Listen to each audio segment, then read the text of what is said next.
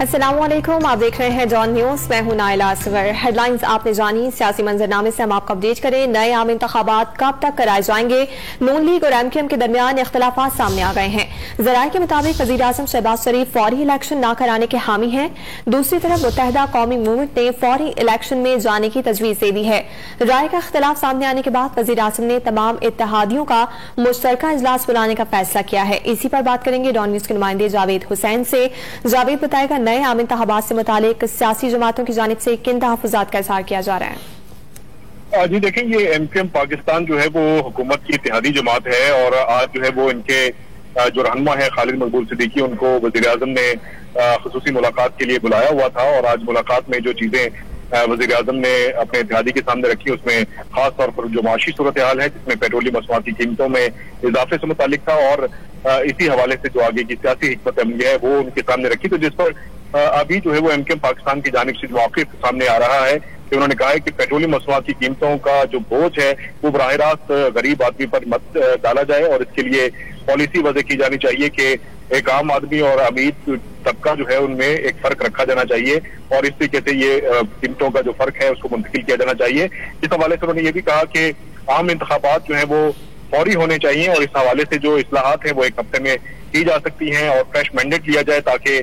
अगर देर की गई तो बदनसीबी होगी। उन्होंने कहा कि मुश्किल हालात हैं, हमें रियासत को देखना है या सियासत को, और रियासत को बचाने की खातिर मुश्किल फैसले लेने होंगे और सियासत की कुर्बानी देना होगी। और इस हवाले से MKM पाकिस्तान के रहनुमा खालिद मकबूल सिद्दीकी की जो गैरत से गुफ्तगू है, उसमें उन्होंने यह भी कहा है कि इमरान खान की हुकूमत में अपोजिशन में बैठने को तैयार हो गए थे, और उन्होंने कहा कि हमने आखिरी वक्त में हुकूमत से अलहदगी का फैसला किया था।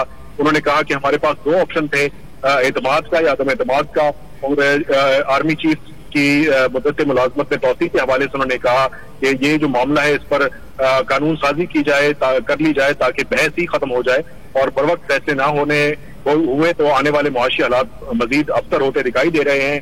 उन्होंने कहा कि मरदमशुमारी का आगाज अगस्त की बजाय जून में ही किया जा सकता है, और ये अमल मुकम्मल करने के बाद फौरी इलेक्शन की तरफ जाया जा सकता है। और उन्होंने ये भी कहा कि हम जमहूरियत के कायल हैं, अभी तक समझ नहीं आ रही बजट कौन बनाएगा, इन मुश्किल हालात से जो है वो कौन निकालेगा।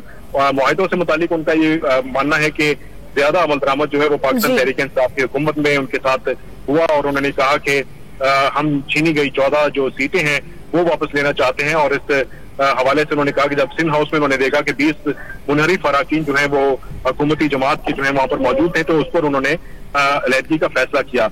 और PDM के साथ उन्होंने कहा कि मुआहदों पर अमल दरामद ना हुआ तो अपोजिशन में बैठने का ऑप्शन खुला है। और इसी हवाले से उन्होंने वज़ीर आज़म को जो मुल्क की मुआशी सूरत हाल है उस पर तशवीश का इजहार किया है, और वज़ीर आज़म ने कल जो है वो तमाम इत्तेहादी रहनुमाओं को इसी मामले पर जो है वो मुशावरत के लिए भी उसका इजहार तलब कर दिया। जी बहुत शुक्रिया अपडेट्स के लिए। ताज़ा तरीन वीडियोस के लिए हमारा YouTube चैनल सब्सक्राइब करके बेल आइकन प्रेस करिए ताकि आपको मिले हर अपडेट सबसे पहले।